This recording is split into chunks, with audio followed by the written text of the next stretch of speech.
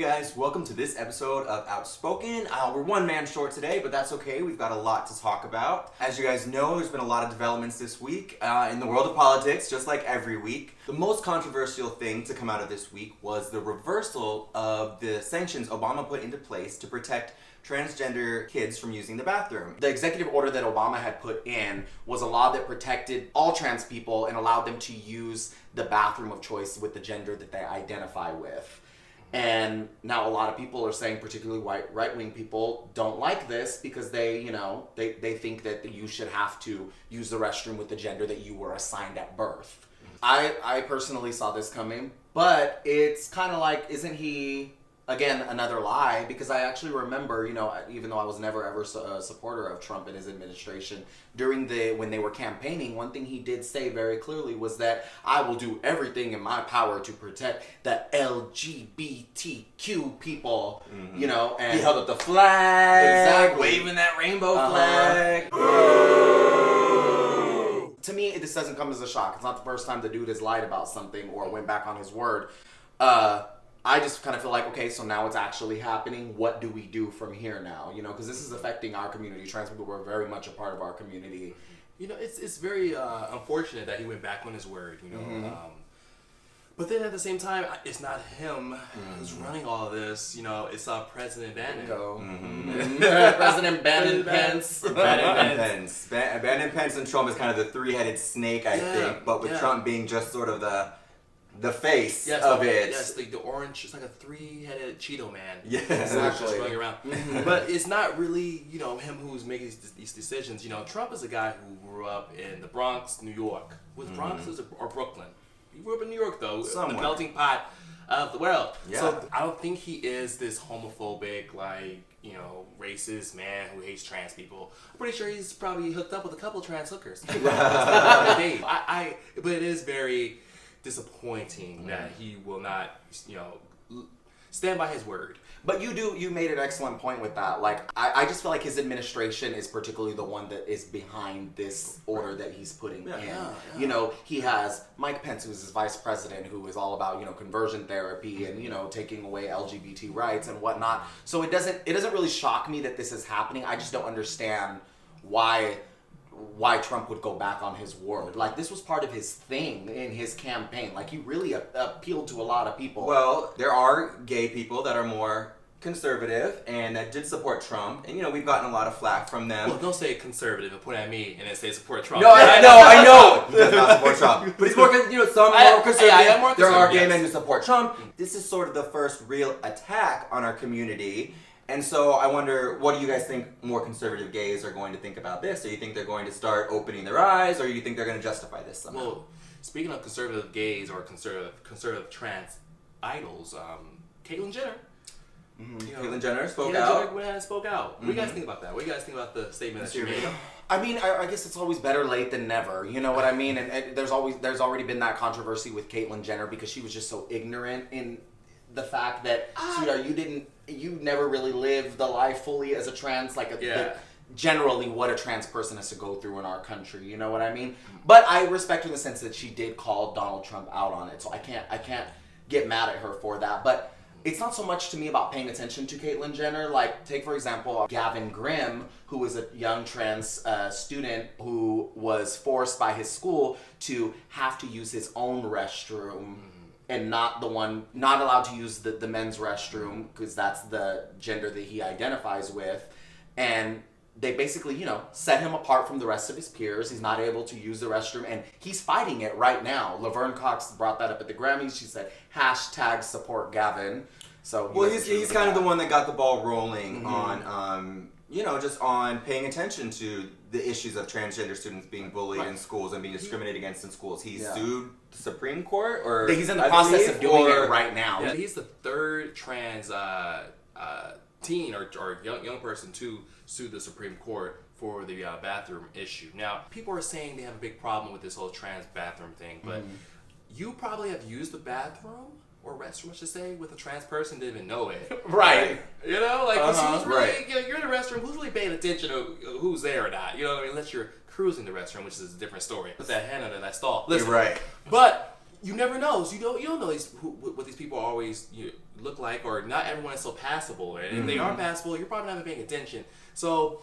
Because they're not making it known. They just want to use the bathroom. You You don't go into the bathroom and be like, I'm transgender, I'm here. Like, what is you the just want to use the argument? restroom. What is the argument that they're using in order to reverse It's this? about Like, well, children. This It's is about a children. conservative right-wing argument is that kids could be molested or touched by, because obviously all, just like gays, there's a stigma that we're all perverts, and so a lot of the conservative right-wing think but they don't understand transgender issues. They don't want to understand it. They just think you're perverts or whatever. The funny thing is, though, in that argument, it doesn't make any sense, because if you look throughout history, there's no record of really trans people molesting kids in a public restroom. There's no record of that. There's record of straight men going not dressed as women, going into the restroom and videos, raping right? women. There's Videos, tons it's of all videos. there. So Tons of I videos. just feel like, come on, conservatives, you're gonna have to come up with a better fight than that, because it makes no sense. I feel Donald Trump himself has sexually assaulted more people than any transgender people have in this country. Girl, I mean, I don't know. And on that note, I think it's time to end that segment. Right. I don't know what's gonna happen. Obviously, as our community, I'm gonna stay invested, and I'm gonna keep putting my voice out there, and I'm gonna fight for the trans community, because they are a part of our community. And right now, whether anybody wants to accept it or not, trans people are kind of at the bottom of the totem pole in society. 70% of transgender people have experienced bullying as a kid, as a teenager. They've experienced that, even get beaten up, killed. People are afraid of the unknown. Yes. I will say one thing. I'm gonna be honest. I am learning about trans people. Yeah. I am a person who at first did not understand nor accept trans people. Okay.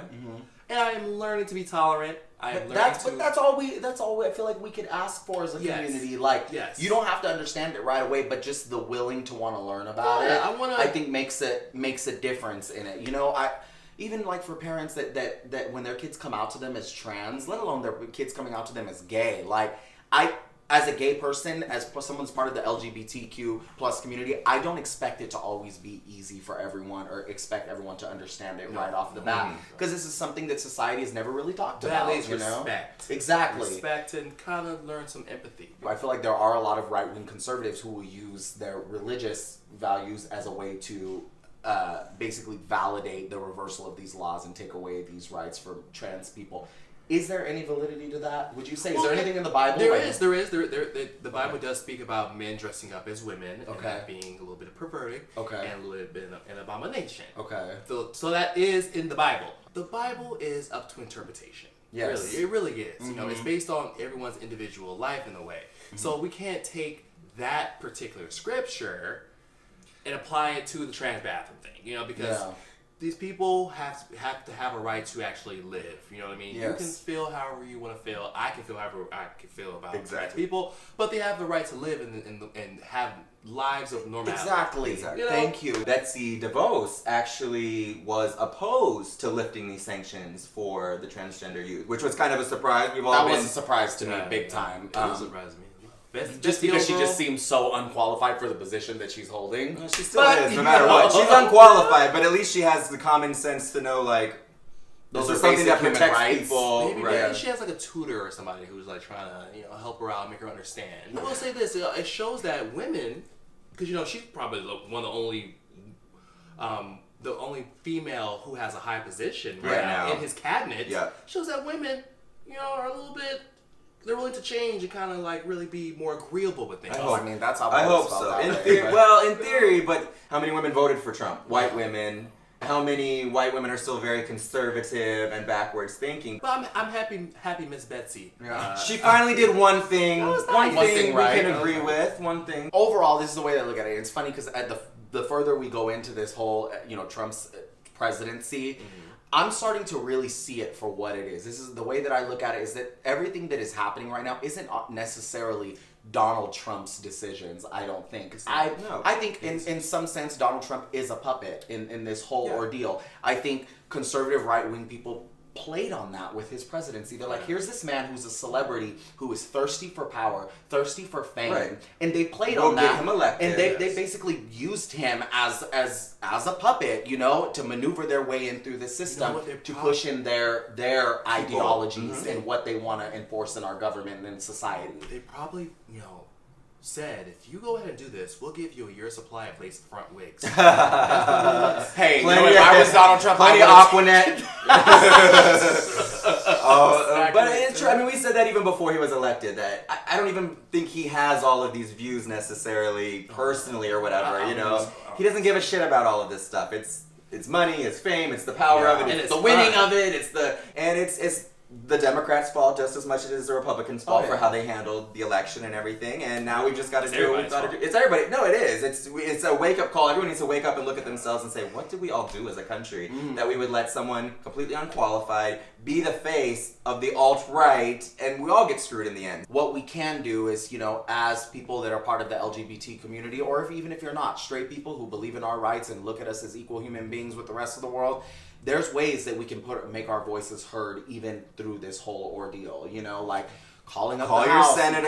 call your We'll put some name. We'll put some numbers and stuff. But you know, you can reach out, email, call your senators. It's so easy. You call, you leave a quick message. The more that we speak up about it, the more that our allies speak up about it, the more that people will see that, okay, this really is an issue that people are taking to heart, and this is something it's a we need civil to- rights issue whether people want to accept it or not. Yeah, It is. exactly. It is. And also, before we wrap this up, guys, like I would like you guys to put down in the comment section, particularly our viewers who had something to say about our Gays for Trump video. What do you have to say about this now, sweetheart? You said Trump was all about supporting our community and was going to protect us. Put it in the comment section and give us an explanation to this now, because I guarantee you feel pretty stupid. Thank you guys so much for tuning into this episode of Outspoken. Please let us know what you think about this reversal of the laws that protect trans people. Put it down in the comments section. Do not forget to like, comment, share, and subscribe to our YouTube channel, you guys. Thank you so much for watching. Till next time. Bye.